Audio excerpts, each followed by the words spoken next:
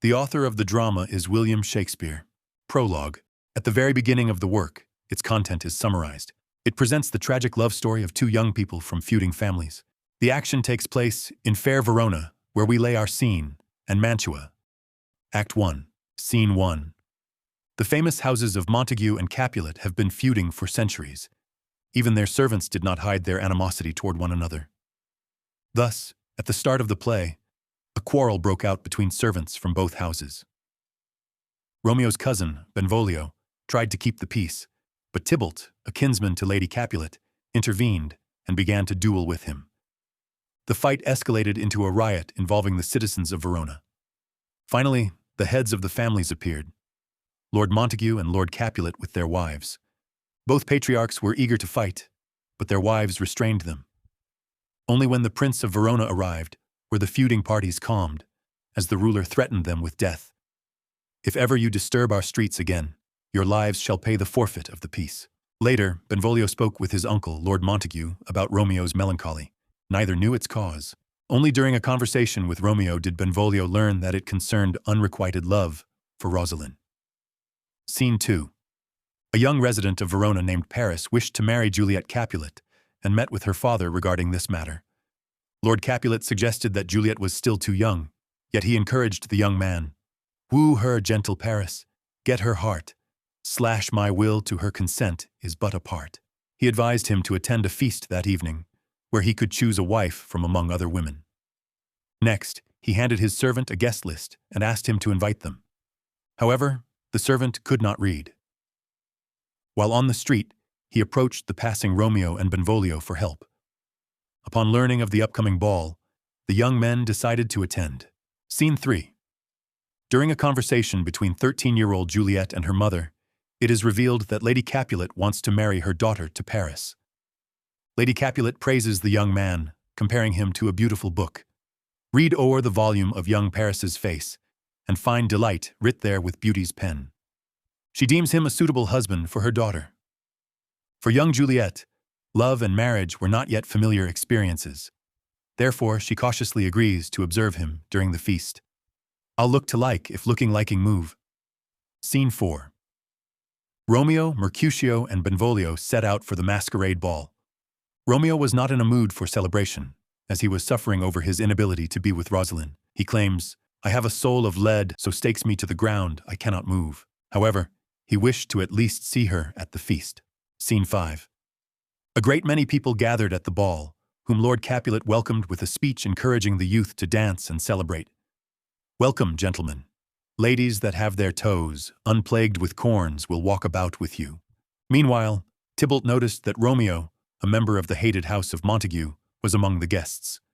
Infuriated, he went to complain to his uncle, but Capulet rebuked him and ordered him to leave Romeo alone, as he was behaving civilly and not disturbing anyone. "Content thee, gentle cause. Let him alone. He bears him like a portly gentleman." Meanwhile, Romeo and Juliet met for the first time and fell in love.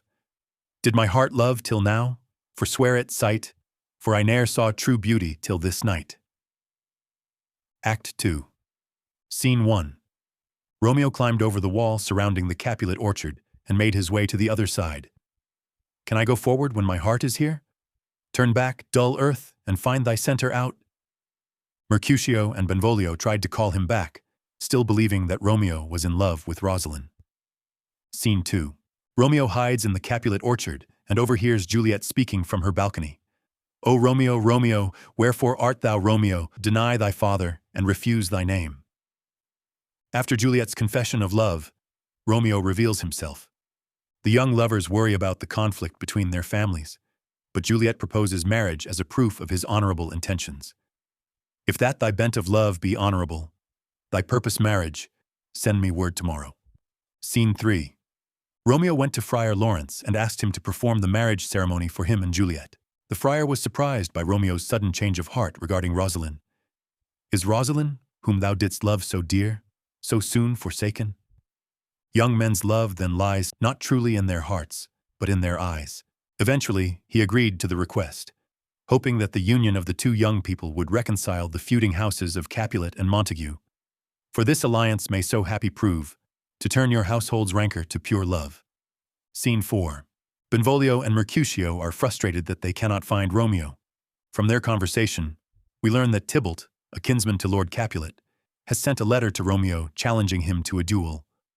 Tybalt, the kinsman to old Capulet, hath sent a letter to his father's house. The young men wonder if Romeo is up to the task, as Tybalt is a skilled warrior. A cheerful Romeo arrives and begins to jest with his friends. Then, Juliet's nurse arrives in the company of Peter. The woman informs Romeo, "My young lady bade me inquire you out." Romeo reveals the secret of the planned wedding and asks her to tell Juliet to go to Friar Laurence for confession in a few hours. They will meet there. Bid her devise some means to come to shrift this afternoon, and there she shall at Friar Laurence's cell be shrived and married. Scene 5. In the Capulet garden, the nurse delivers Romeo's message to Juliet.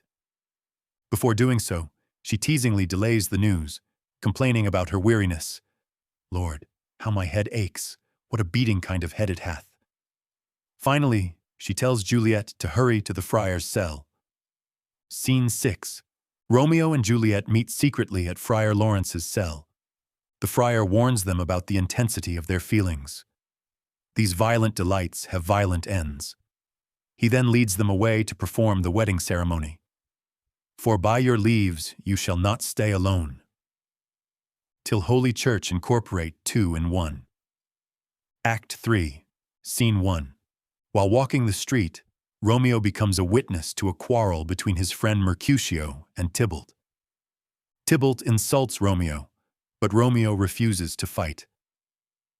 "I do protest I never injured thee, but love thee better than thou canst devise." Trying to part them, Romeo accidentally escalates the conflict, leading to a fight in which Mercutio is killed. "A plague of both your houses." Thus, Romeo contributes to his friend's death. The situation Romeo finds himself in is tragic. To avenge his friend, he must duel his wife's kinsman and violate the prince's edict against fighting. To forego revenge would mean dishonor. "O sweet Juliet, thy beauty hath made me effeminate." Ultimately, a duel occurs in which Tybalt is killed. For the killing, Romeo must flee the city. The prince sentences him to exile, and for that offense, immediately we do exile him hence. Scene 2. The nurse informs Juliet of what has happened. The nurse curses Romeo, mourning Tybalt. "Will you speak well of him that killed your cousin?" At first, Juliet also accuses Romeo, calling him a serpent heart, hid with a flowering face. But her love prevails, and she begins to justify him. "My husband lives, that Tybalt would have slain, and Tybalt's dead, that would have slain my husband. All this is comfort." Nevertheless, Juliet is distraught by the word banished. The scene ends as the nurse promises to find Romeo. "Hie to your chamber. I'll find Romeo, to comfort you. I wot well where he is." Scene 3. Romeo meets with Friar Laurence in his cell. It is from him that he learns he has been sentenced to banishment. Henceforth banishment. Is death mistermed? Romeo claims he would rather die than suffer exile. The priest comforts him, saying the world is broad and wide, and urges him to find courage. The nurse enters the cell and informs them that Juliet is distraught and constantly weeping. Upon hearing this, Romeo draws his dagger, showing he wants to end his life. But Friar Laurence commands him to cease such a foolish act. He rebukes him for his behavior and tries to explain how fortunate he is. "Rouse thee, man, thy Juliet is alive, for whose dear sake thou wast but lately dead. There art thou happy. Tybalt would kill thee, but thou slewest Tybalt. There art thou happy too. The law that threatened death becomes thy friend, and turns it to exile. There art thou happy. A pack of blessings lights up upon thy back. Happiness courts thee in her best array. But like a misbehaved and sullen wench, thou pout'st upon thy fortune and thy love. Take heed, for such die miserable. He then instructs the boy to go comfort Juliet, but emphasizes that he must flee unnoticed to Mantua by night or dawn and wait there for further developments. Scene 4. In the Capulet house, despite the mourning for Tybalt, Lord Capulet informs Paris that he has changed his mind and claims that Juliet should marry him quickly. He decides the wedding will take place on Thursday. Monday? Haha, well, Wednesday is too soon. O Thursday let it be. O Thursday tell her, she shall be married to this noble earl. He is convinced of his daughter's obedience. I think she will be ruled, in all respects by me, nay more, I doubt it not. Scene 5. Romeo and Juliet say their final goodbyes at dawn. Juliet tries to convince him it is still night. Wilt thou be gone? It is not yet near day. It was the nightingale, and not the lark. Romeo, however, must leave to avoid death.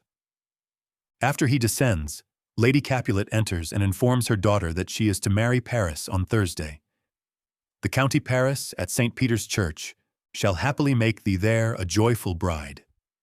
Distraught, Juliet refuses to comply. Then her father enters and, enraged by her opposition, threatens to disown her. And you be mine, I'll give you to my friend. And you be not. Hang, beg, starve. Die in the streets. Act 4. Scene 1. Juliet arrives at Friar Laurence's cell. Paris is already there, discussing the wedding details with the priest. Once he leaves, Juliet makes her position clear. Either the priest helps her, or she will commit suicide.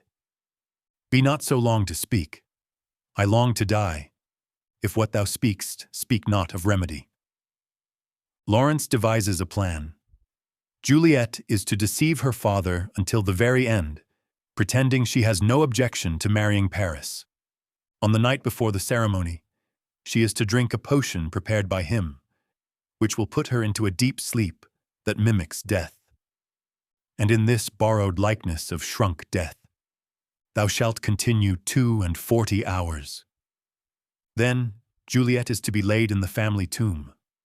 Friar Laurence and Romeo will wait for her to awaken, free her, and she will flee to Mantua with her beloved. Her family will believe she is dead, while she lives by her husband's side. Scene 2. In the Capulet house, wedding preparations are in full swing. Juliet pretends she has no objection to the marriage, begging her father's forgiveness.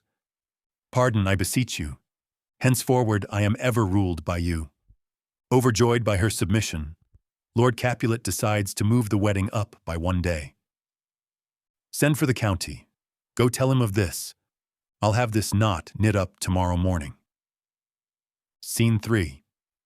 When Juliet is alone, she drinks the potion given to her by Friar Laurence and falls into a deep sleep. Before doing so, she is overcome by fear, wondering, what if this mixture do not work at all? Shall I be married then tomorrow morning? She also dreads waking up alone in the tomb. Oh, if I wake, shall I not be distraught, environed with all these hideous fears? Ultimately, she drinks to Romeo. Romeo, Romeo, Romeo, here's drink, I drink to thee. Scene 4. The Capulet household is bustling with frantic wedding preparations. Lord Capulet, Lady Capulet, and the nurse stay up all night to ensure everything is perfect. Capulet is in high spirits, ordering servants around and joking about his younger days. When Paris arrives with musicians at dawn, Capulet orders the nurse to go and waken Juliet. Make haste, make haste. Sirrah, fetch drier logs. Call Peter, he will show thee where they are. Scene 5. The nurse enters Juliet's chamber to wake her for the wedding, only to discover her seemingly dead body. The festive atmosphere of the previous scene instantly turns into a tragic one. Alas, alas, help, help, my lady's dead. The Capulets and Paris are overcome with grief, with Lord Capulet lamenting, death lies on her like an untimely frost, upon the sweetest flower of all the field. Friar Laurence arrives and tries to comfort the family, urging them to prepare Juliet for her funeral at the church. The heavens do lower upon you for some ill. Move them no more by crossing their high will. Act 5, Scene 1. Balthazar arrives in Mantua to inform Romeo of Juliet's death. Romeo, devastated, cries out, "Is it even so? Then I defy you, stars!" He immediately finds a poor apothecary and convinces him to sell him a powerful poison. Romeo then sets out for Verona, intending to lie beside Juliet in her tomb. "Well, Juliet, I will lie with thee tonight." Scene 2. Friar Laurence learns from Friar John that he was unable to leave the city, and thus failed to deliver the letter informing Romeo of Juliet's feigned death. Friar John explains that he was detained by searchers due to a suspected plague, where the infectious pestilence did reign, sealed up the doors, and would not let us forth. Realizing the danger, Friar Laurence rushes to the cemetery to be there when Juliet wakes. "Now must I to the monument alone. Within this 3 hours will fair Juliet wake." Scene 3. Romeo arrives at the churchyard and begins to force open the tomb. Paris, who is there to strew flowers, confronts him. A duel ensues in which Paris is killed. "Oh, I am slain. If thou be merciful, open the tomb, lay me with Juliet." Romeo lays his body in the tomb, looks at Juliet one last time, drinks the poison, and dies. "Thus with a kiss I die." Shortly after, Friar Laurence arrives. When Juliet awakens, she asks for her beloved. The friar explains that both Romeo and Paris are dead. He tries to persuade her to flee to a nunnery, but she refuses and stays alone. Finding Romeo's empty vial, she takes his dagger. "O happy dagger! This is thy sheath. There rust and let me die." She stabs herself and falls upon his body. The prince, the Capulets, and the Montagues arrive. Friar Laurence recounts the whole story. Struck by the tragedy, Capulet and Montague end their feud and shake hands. They vow to raise gold statues in memory of the lovers. The play ends with the prince's words, "A glooming peace this morning with it brings. The sun, for sorrow, will not show his head. Go hence to have more talk of these sad things. Some shall be pardoned, and some punished. For never was a story of more woe than this of Juliet and her Romeo."